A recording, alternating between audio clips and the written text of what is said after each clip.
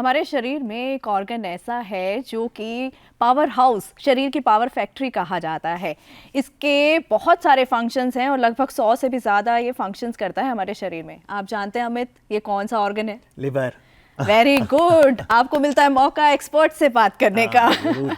तो आज है वर्ल्ड लिवर डे। 19 अप्रैल को विश्व भर में वर्ल्ड लिवर डे मनाया जाता है, इसीलिए आज हम खास तौर से लिवर की सेहत पर फोकस करेंगे। हमारे साथ आज एक्सपर्ट स्टूडियो में मौजूद हैं, साथ ही ऑनलाइन माध्यम से भी हमारे साथ एक्सपर्ट जुड़े हैं। आइए उनका स्वागत करते हैं। हमारे साथ है doctor S K. Sareen, chancellor and director ILBS। नमस्कार डॉक्टर, आपका स्वागत है हमारे कार्यक्रम में। और यहाँ स्टूडियोज़ में वेलकम कीजिए डॉक्टर अशोक चौधरी का। नमस्कार डॉक्टर अशोक, आप additional professor hepatology and liver transplant ILBS से। डॉक्टर सरीन, आपसे शुरू करते हैं। जैसा भावना कह रही थी, लिवर एक पावर फैक्ट्री है, तो क्या होता है इस फैक्ट्री में? जो भी आप भोजन लेते हैं वो पहले आंतों में जाता है और आंतों से एब्जॉर्ब होके लिवर में जाता है। तो जो भोजन को आप देखते हैं, रॉ मटेरियल को, उसको एनर्जी में कन्वर्ट करना यूजेबल शुगर्स में, जिससे कि आपके सेल्स काम करें, आपकी मसल्स, आपका ब्रेन काम करे, ये सारा कन्वर्शन लिवर के अंदर और लिवर में जो पित्त पैदा होता है उसके जरिए होता है। और जो ज़्यादा होता है उसको लिवर स्टोर कर लेता है। जब कमी होती है शरीर में तो लिवर बाकी जगह से मसल्स के या आपके जो फैट टिश्यू हैं वहाँ से एनर्जी को चेंज करता है। लिवर के दो और बहुत ज़रूरी काम हैं कि हम सोचते हैं कि ब्लड शुगर हमारी पैंक्रियाज मैनेज करता है, वो नहीं।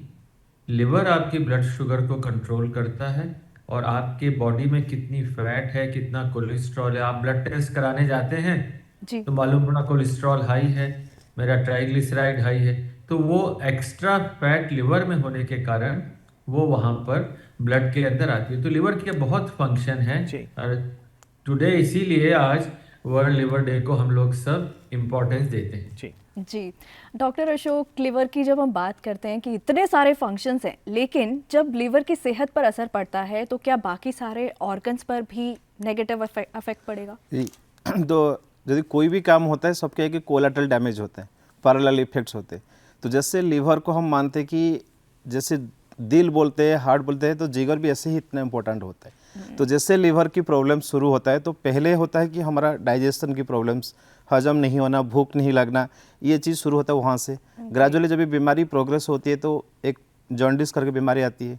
फिर जब ये लिवर सिरोसिस होता है तभी पानी आना पेट में, कभी ब्लैक स्टूल होना, कभी बेहोशी होना और बॉडी में हमेशा थकान रहना, ये सारे सिम्टम्स होते हैं। तो लिवर की प्रॉब्लम शुरू होती है लिवर के साथ से, बट इसकी जो इफेक्ट्स होती है हर बॉडी में होता है। तो हमारा वेट लॉस होता है, हम इसको सार्कोपेनिया बोलते हैं। तो काफ़ी सारे ऑर्गन को पैरेलली इसका अफेक्ट करते जा रहे हैं। जी, और यदि लिवर हेल्थ पर आपके भी कोई सवाल हैं तो आप हमें फ़ोन कर सकते हैं। हमारा स्टूडियो का नंबर नोट करें, 011 दिल्ली का STD कोड है और नंबर है 23097532। 011 is our code and number is 23097532। Doctor Sareen, liver से जुड़ी कौन सी बीमारियां हैं जो ज़्यादातर इन दिनों आपके अस्पताल में आती हैं, और क्या ये कहना सही होगा कि लिवर की तमाम बीमारियों को हम बचा सकते हैं, प्रिवेंट कर सकते हैं? ये आपने बहुत अच्छा सवाल किया, क्योंकि लिवर की बीमारियां लगभग सारी प्रिवेंटेबल हैं। लिवर को डैमेज 3 तरह से होता है जनरली, सबको पता है। शराब से, भाई ना पिए तो नहीं होएगा, पिएंगे तो होएगा। जैसे आप ट्रेन के आगे कूदेंगे तो फिर नुकसान होएगा। तो पहली जो बीमारी या पहला जो लिवर की इंजरी करता है वो अल्कोहल है, और WHO ने सबने कहा है कि रियायत नहीं है, ऐसा डॉक्टर ना ढूंढे जो कहे कि हाँ शराब पी लो। जी। दूसरी जो लिवर की बीमारियां सबसे ज़्यादा आजकल हैं वो फैट से, एक्स्ट्रा वेट के कारण है। ये पहले भी थी, पर पहले ये रियलाइजेशन नहीं था कि एक्स्ट्रा फैट अगर लिवर में हो, नॉर्मली 5% से कम होती है, 10% से ज़्यादा लिवर में फैट हो तो लिवर के जो सेल्स हैं उसमें एनर्जी कन्वर्शन नहीं होता, इंसुलिन काम नहीं कर पाती, उसे हम इंसुलिन रेजिस्टेंस कहते हैं। और उसके कारण पैंक्रियास को ज़्यादा से ज़्यादा हर रोज़ इंसुलिन बनानी पड़ती है, धीरे धीरे डायबिटीज़ डेवलप होने का रिस्क है। वही फैट जो लिवर में एक्स्ट्रा है वो ब्लड में घूमती है, कोलेस्ट्रॉल हाई होता है, ट्राइग्लिसराइड हाई होते हैं, तो खाली दवा ना लें कि भाई कोलेस्ट्रॉल कम कर लिया, पर ये सोचें हुआ क्यों, और वो होने के बाद में अगर हम उसको बचाना चाहते हैं तो वो प्रिवेंटेबल भोजन से, डाइट से। और तीसरा, उसका जो एक्स्ट्रा फैट का बुरा असर है वो कैंसर्स पे है। तो जितने भी कैंसर्स हैं, चाहे प्रोस्टेट का हो चाहे कोलोन का हो, उन सब का एक रिश्ता लिवर की फैट से है। तो मैं कहूँगा हमारे को दूसरा जो डैमेज लिवर को होता है अल्कोहल के बाद, वो फैट से है और वो सारी बॉडी को नुकसान करता है। और तीसरा वायरसेस हैं, हेपेटाइटिस बी है, सी है, और पानी या भोजन से आने वाले हेपेटाइटिस ए और ई वायरसेस हैं। तो हमारे यहाँ सबसे ज़्यादा जो मरीज आते हैं आज की तारीख में वो शराब से हैं, करीब 45 से 50% एडमिशन्स ILBS में, और उसके बाद में ओबेसिटी या फैटी लिवर के कारण है। जी, एक कॉलर हमारे साथ जुड़ गए हैं, आइए उनसे बात करते हैं। हेलो। हेलो जी दिनेश जी। नमस्कार। नमस्कार अपना सवाल पूछिए। मैडम, मेरा नाम है Dinesh. I am 80 years. Okay. Apart from usual. जी जी, सवाल पूछिए। मैडम, आप अपने टीवी की वॉल्यूम कम कर लीजिए sir. apart from usual food, I tend to eat lot of rusk with tea. I know this very childish habit. Okay.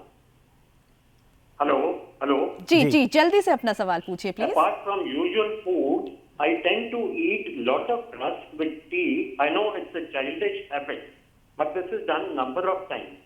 Also, after taking any medicine, I start feeling nausea, which subsides slightly by taking small bit of nimbu achar. But contention is that eating achars and spices, our kidney does not remain happy. Can you kindly जी, thank you. give any advice on this? Doctor साहब, पहला सवाल, चाय के साथ सुबह अमूमन हम में से बहुत से लोग रस या बिस्किट लेते हैं, इसका असर लिवर पे क्या पड़ता है?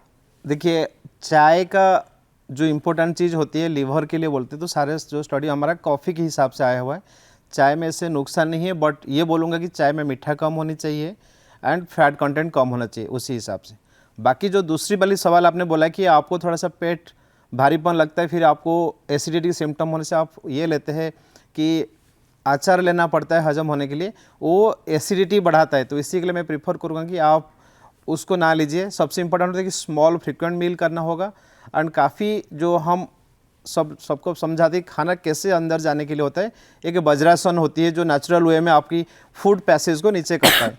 तो आपकी जो पेट फुलनेस और एसिडिटी सिम्टम्स जो होती है उसका पहला इलाज है कि स्मॉल फ्रिक्वेंट फीड्स रखिए, कोई मेजर मील्स नहीं होने कि आपको पेट भारी लगे, एंड कोशिश करें कि वज्रासन जो नेचुरल वे में होती है आप इसको करें तो हमारा फूड पाइप की रास्ता ठीक होते है उसको जाने के लिए। जी, डॉक्टर सरीन, डाइट पर आप क्या सलाह देंगे?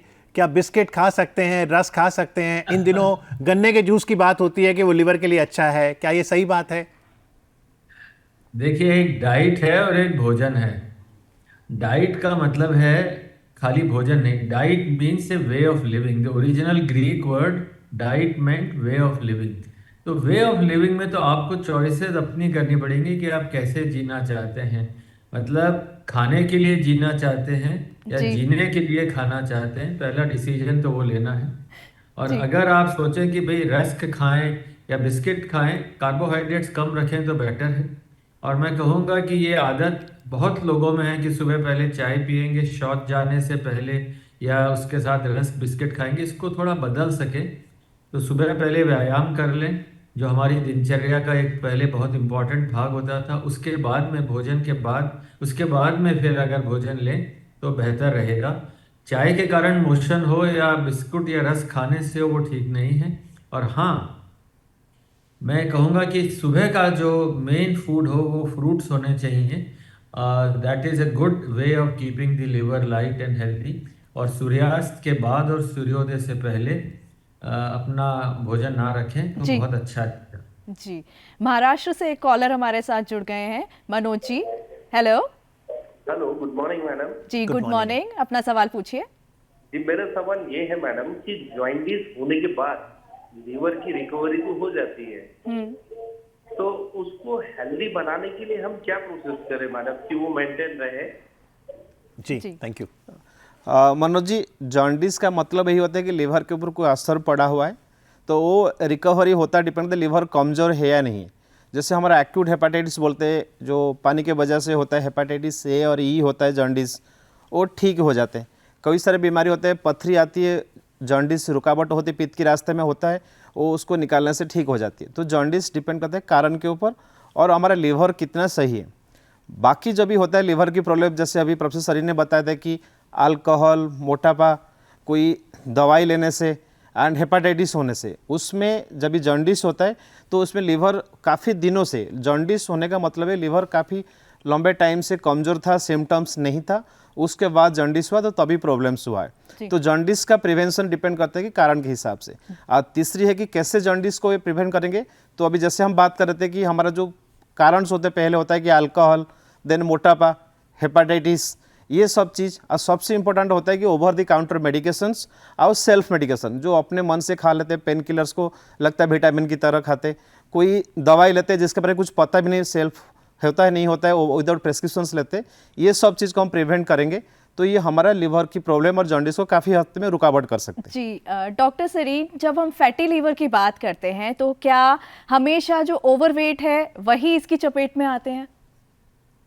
देखिए, फैटी लिवर बहुत कॉमन है भारत में, लगभग 40% लोगों में है। तो पहला जो इम्पोर्टेंट मैसेज मैं देना चाहूँगा कि इसको इग्नोर ना करें।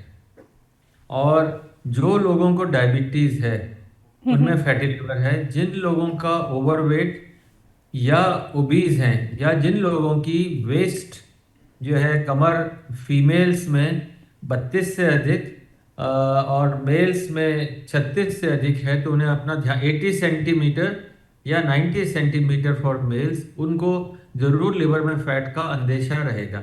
जिनके माता पिता को डायबिटीज़ रही या ब्लड प्रेशर या हार्ट डिजीज़ रही या खुद को है, तो उनको सबको फैटी लिवर का अंदेशा है।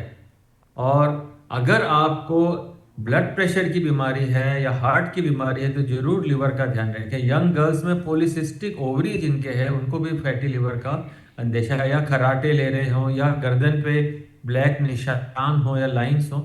तो मैं चाहूँगा कि व्यक्ति अपना साल में ईयरली चेकअप बर्थडे पे कराए, तो लिवर का चेकअप, लिवर की फैट का जरूर असेसमेंट करे, ब्लड टेस्ट कराए। एक सिंपल ब्लड टेस्ट होता है SGPT, जो 20-30 रुपए में, उससे पता लग जाता है कि लिवर में, बॉडी में इन्फ्लेमेशन है या नहीं है।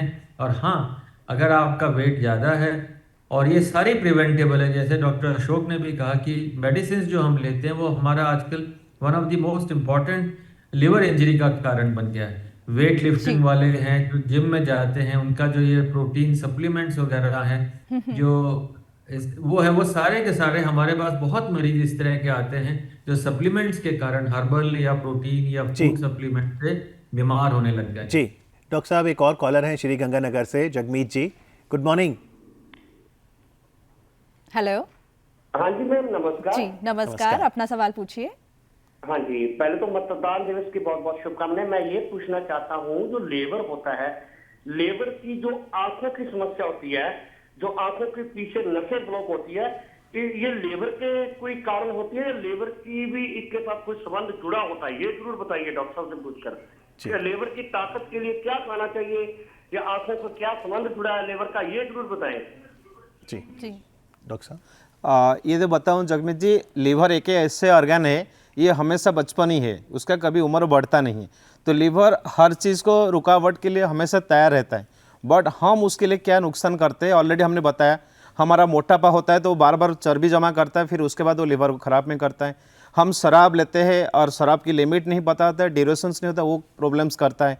फिर अभी जो दूसरी आए कि सबसे इंपॉर्टेंट होता है हेपाटाइटिस, जो माँ से बच्चे को होती है, और इंडिया में सबसे इंपॉर्टेंट जो होता है हेपाटाइटिस B, वो उसके लिए हम सबको जांच करनी चाहिए एंड वैक्सीनेशन सबको होना चाहिए। It is a compulsory and सरकार भी फ्री दे रहे हैं आपको एट बर्थ इंद्रधनुष प्रोजेक्ट में, उसमें सबसे शामिल होना है। और हमारा sharing of the needle, shavings, scissors, जो सीरीज मल्टीपल इंजेक्शंस यूज होते हैं, ये सब चीज़ें हेपाटाइटिस B और हेपाटाइटिस C के कारण होती है।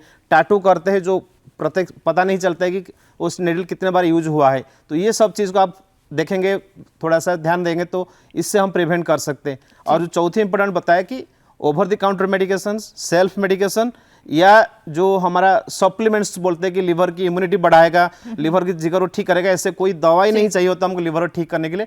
लिवर अपना ही सफिशिएंट है ठीक रखने के लिए, प्रोवाइडेड हम उसको नुकसान ना करने के लिए कोशिश करें। जी डॉक्टर सरीन, चलते चलते जैसा आपने कहा था 3 कारण रहते हैं, अल्कोहल तो वो तो हमने बिल्कुल नहीं लेनी, फैट्स की आपने बात करी कि डाइट, वे ऑफ लिविंग, जो वायरसेस का आपने जिक्र किया था तीसरा, उसमें कौन सी वैक्सीन है, क्या जो नवजात बच्चे हैं बच्चों को वैक्सीन लगाएं, कौन वैक्सीन ले ताकि वो जो तीसरा कारण है वायरसेस उससे हम बच सकें लिवर बीमारियों से? देखिए, हेपेटाइटिस सी और बी दोनों ब्लड से मैन टू मैन ही ट्रांसमिशन है, ब्लड ट्रांसफ्यूजन से या नीडल्स से। तो हेपेटाइटिस सी की वैक्सीन नहीं है, पर हाँ इलाज बहुत कारगर है। अगर होता है तो आपको ये ध्यान रखना है कि 3 महीने से 6 महीने के इलाज में आप ठीक हो सकते हैं और ज़रूर इलाज कराएं।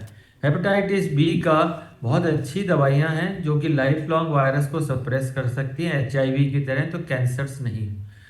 हर न्यूबॉर्न बच्चे को बर्थ डोज और 3 और डोजेस, 4 डोजेस देनी चाहिए। लाइफ लॉन्ग दोबारा हेपेटाइटिस बी होगा ऐसी संभावना नहीं है। पर हर एडल्ट को, हर बच्चे के अलावा, मतलब न्यूबॉर्न के अलावा हर एक को वैक्सीन 3 डोजेस लेनी चाहिए। वैक्सीन 99 to 100% इफेक्टिव है और आपको कभी भी किसी तरह की परेशानी नहीं होती है। कोविड की वैक्सीन सबने ली थी, हेपेटाइटिस बी की क्यों नहीं लेते? लीजिए और बचिए। और जिन लोगों को वायरस है उनमें वैक्सीन काम नहीं करती, जिनको ऑलरेडी इन्फेक्शन है उन्हें तो दवाई लेनी है, पर बाकी सबको आपने ली कि नहीं ली? जी डॉक्टर साहब, आपने पिछली बार कहा था तो मैंने ले ली 016, मैंने तीनों वैक्सीन लिए। हम लोग आपके लिए we should clap for you Thank you. And for TT and everyone, and I hope through you everyone sees. Yes. At least मुझे खुशी है कि लोग हमारी बात सुन रहे हैं और आपने माना। You are a role model. Thank you, Dr. Saab, for your advice. Thank you, Dr. Ashok, as well. And greetings to both of you and everyone on World Liver Day. Thank you very much. Thank you.